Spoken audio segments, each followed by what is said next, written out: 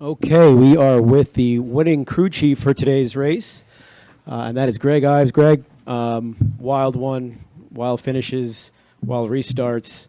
Take us through your vantage from the atop the box, please. Yeah, I mean, starting out the race, we definitely thought we had a good car, a little freeze taking off, but Alex was pretty happy with it. And we talked about the restarts and how difficult they were going to be, making the right decision rather than the decision in the moment, because that decision kind of hurts you two corners later. So, we struggled with that. I think it was a little learning period for not only Alex but myself on how deep I can get him with pit strategy, how deep I can get him by just pitting, and obviously the pit crew kind of understanding that, clean stops, getting even at one or two spots is going to be so majorly important to getting the restarts. And at the end there, I had a strategy in mind. You never know how it's going to play out. Plans never always work, but our plan there was to minimize our stop and get enough fuel to make it to the end, and we did that with two right side tires, and about 12 gallons is what we kind of needed. Maybe a little less with cautions there, but and Alex, I think we were lined up fourth on that restart, coming to the choose cone, and he elected to take the bottom or third. I can't remember. It's already pretty blurry for me, but he elected to take the bottom, and that ultimately was the winning move, having Ryan Blaney behind us, getting that push and clearing Kyle Busch off of turn one there. So it's definitely an eventful day. We started free, ended a little tight on two tires. Honestly, I probably didn't need to touch the car. Looking back now and Sunday after the race, quarterbacking it, or Saturday, sorry. But in the end, it lost the lead there to Kyle with 3 or 4 to go, and unfortunate for them to have that issue. They've been fast all year.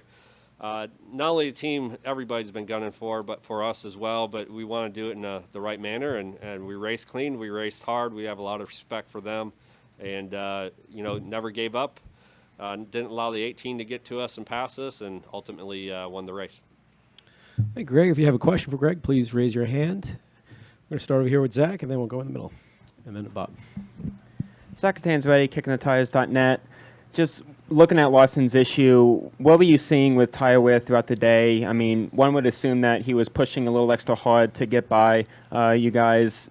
Were you able to see any tire wear that may have made that make sense to you? Yeah, that was pretty surprising. From the tire standpoint, Goodyear had I think a pretty well handle on the tire, and we didn't see any cracks, didn't see any chips popping out, didn't see any possible wear issues that would expose a potential failure.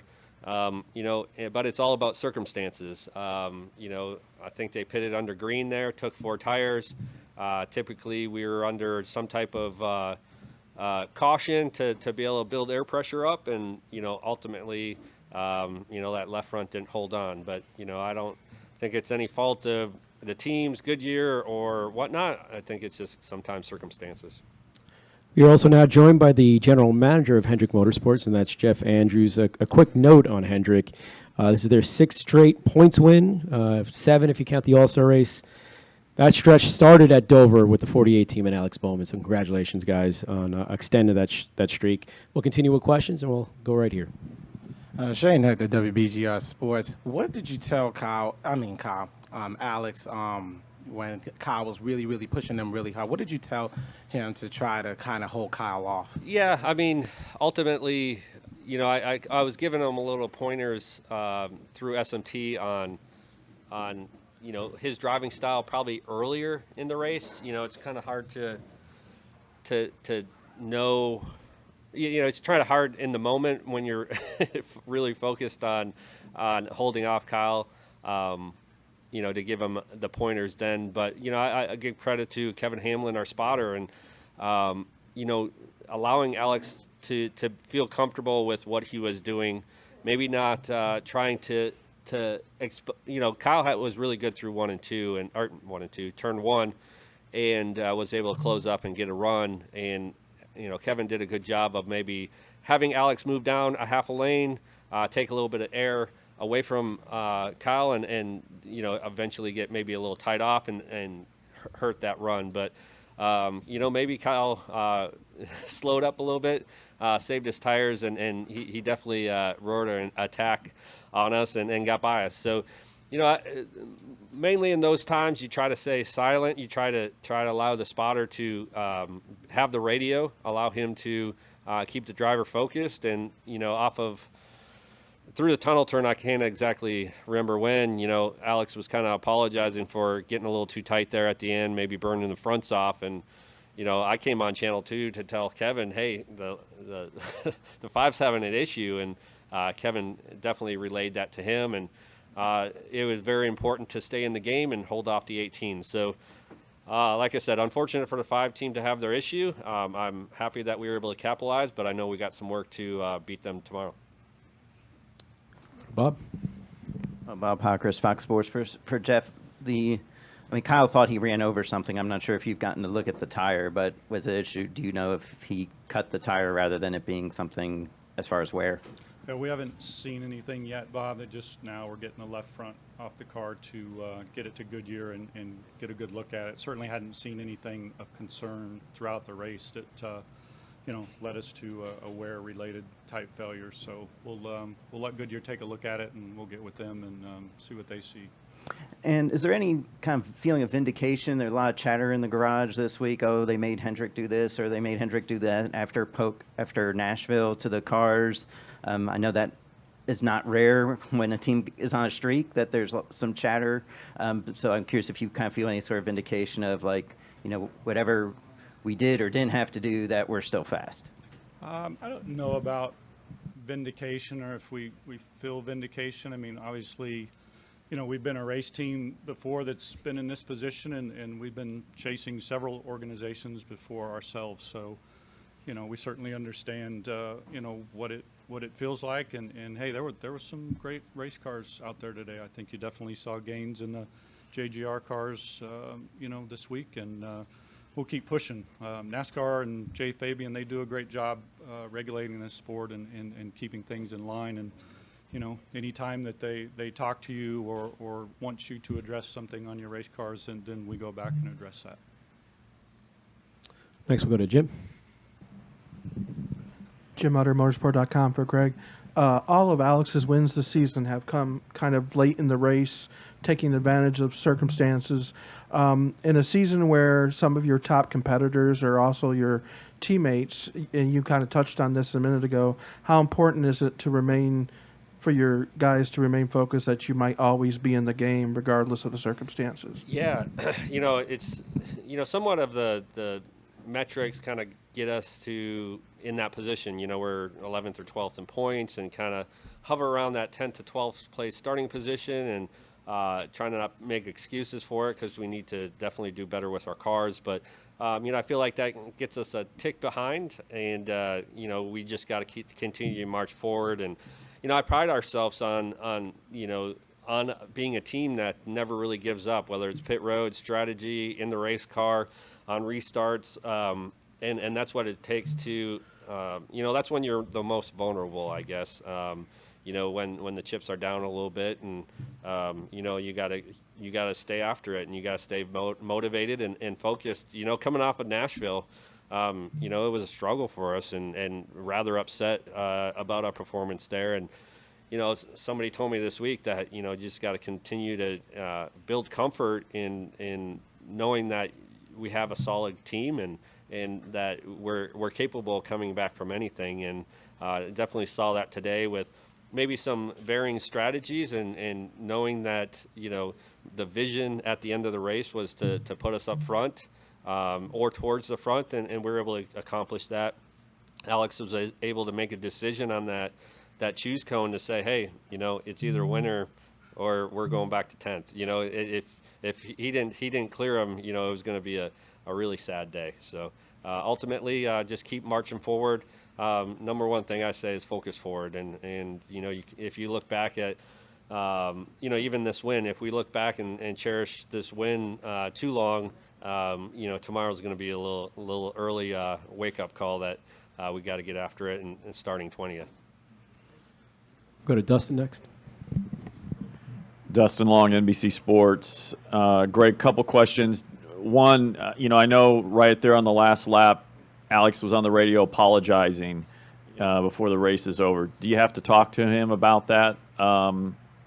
Say anything about that, or is that just going to be more about good-natured ribbing with the way this race finished? Yeah, I mean, I love the fact that somebody can come on the radio and tell us what they're feeling, and in that moment, as any person would be, whether, when you're leading the race towards the end of it, you put it on your shoulders, and our team is looking at him to make it happen, and ultimately, there's probably some circumstances that could have led to a better race car on my side, and that's what I'd stay focused on. But as far as Alex goes, he's going to wear. I want him to wear his emotion on his sleeve sometimes, and if he was sorry coming off of the tunnel turn that he didn't make adjustments in the car to hold off Kyle, then that's fine. But we have to definitely learn from it because we could be in that situation tomorrow. We come down to 5 to go.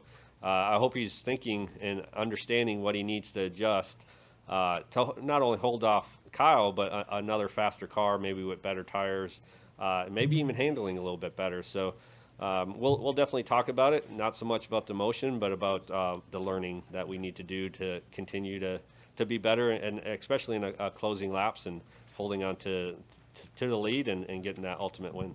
And also, just certainly, we saw the drive at the end of this race with the duel and holding off Kyle. We saw it at Richmond with the late charge and this determined drive by him.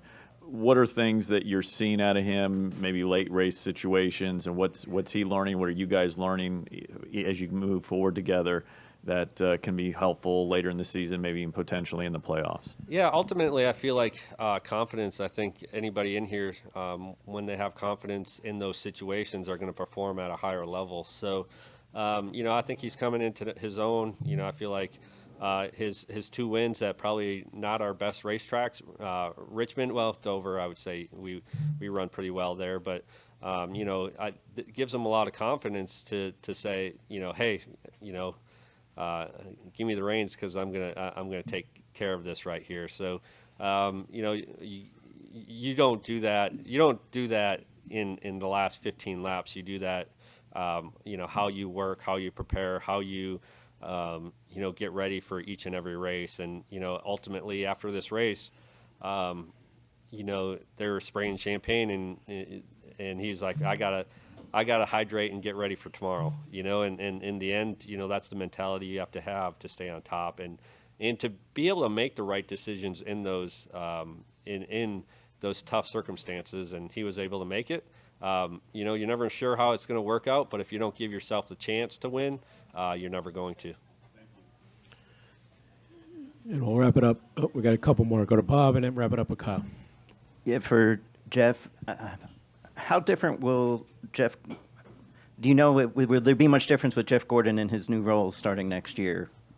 Bob, I'm not certain about a difference, but certainly, any time that you bring someone of that caliber, further up in your organization, we're really, really excited to have Jeff in that role. We look forward to, his contributions to our company. I think, we've already seen a lot of things. He's been involved in some of those things behind the scenes that, when he wasn't working in his television job there. But, for him to come to us now in that full-time role, he's planning on being here tomorrow with us, and he's to have watched him, been fortunate enough to have been with him through his career at Hendrick Motorsports and watched him transition, from a driver to getting more involved in the ownership and leadership role now.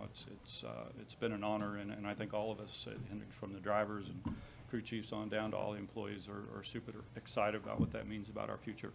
Yeah, I can add on to that. And, this week, like I said, 48 car had a tough Nashville, right? And, the greatest thing was Jeff gave me time to talk. Like, and he's been through a lot of situations that involved winning and then involved tough days, right? And he was able to give me 20 minutes of his time and give me advice, and not only advice, but also how to maybe look at some different situations in the future because he's experienced it. So, I think it's a huge impact for Hendrick Motorsports to have that guy that has accomplished so much, but also has had a long career. And in a long career, you don't always have, every day is not a success, and you got to work through struggles, and those struggles make you better. Obviously, Alex is here, but before we take any questions for him, we'll wrap it up with Kyle and let these gentlemen go. Go ahead, Kyle. I'm sorry? For Alex. Oh, it's for Alex? Okay. Well, Greg, Jeff, thank you for your time. Congratulations on this Good job, win. buddy. Nice work. Thank you. Thanks, guys. How are you a little? I'm a little wet, yeah. Yeah, Well, I think I got the whole champagne bottle down my Shirt. Yeah. Yeah. You're welcome. Thanks, Jeff. And that helped you open it. Yeah. You didn't know how to open it. I'll do it again too. Thank you, Greg.